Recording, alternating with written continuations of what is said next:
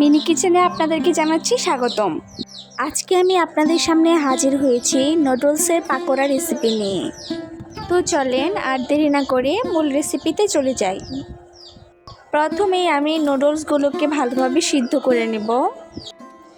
তার জন্য প্রথমেই আমি একটা ছোট পাতিলে কিছুটা পানি গরম করে নিচ্ছি। পানিটা গরম হয়ে আসলে আমি নুডলসগুলো ভেঙে এর মধ্যে দিয়ে দিব।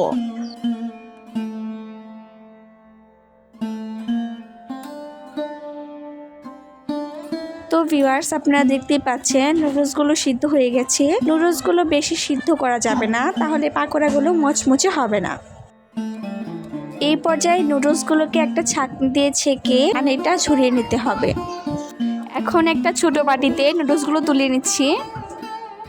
এই পর্যায়ে এতে দিয়ে দিব আগে থেকেই কুচি করে রাখা পেঁয়াজ কাঁচামরিচ, দিয়ে দিব ম্যাগি মশলা,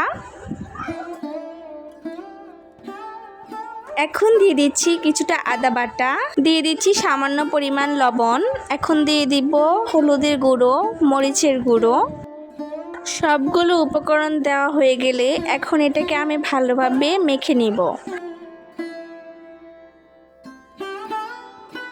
তো দেখতেই পাচ্ছেন নুডলসটা মাখানো হয়ে গেছে। এখন আমি এর মধ্যে দিয়ে দিব সামান্য পরিমাণ কর্নফ্লাওয়ার, দিয়ে ভালোভাবে একসাথে মাখিয়ে নিব। মাখানো হয়ে গেলে এখন আমি নুডলসটাকে হাতে নিয়ে পাকোড়ার মতো বানিয়ে নিব। আপনারা দেখতেই পাচ্ছেন আমি কিভাবে করছি।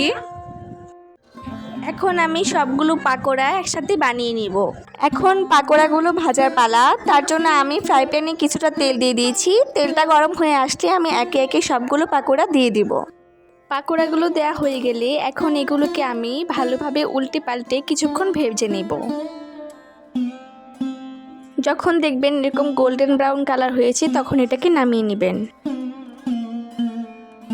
এই পর্যায়ে আমি একটা ছোট পাত্রে পাকোড়াগুলো তুলে নিচ্ছি। আপনাদের সকলকে আমার মিনি কিচেনে নুডলসের পাকোড়া খাওয়ার জন্য আমন্ত্রণ জানাচ্ছি। সকলে চলে আসেন। তো ভিউয়ার্স, কেমন লেগেছে নুডলসের পাকোড়া রেসিপিটি আমাকে কমেন্ট করে জানাতে ভুলবেন না। আজকের মতো এখানেই বিদায় নিচ্ছি। আল্লাহ হাফেজ।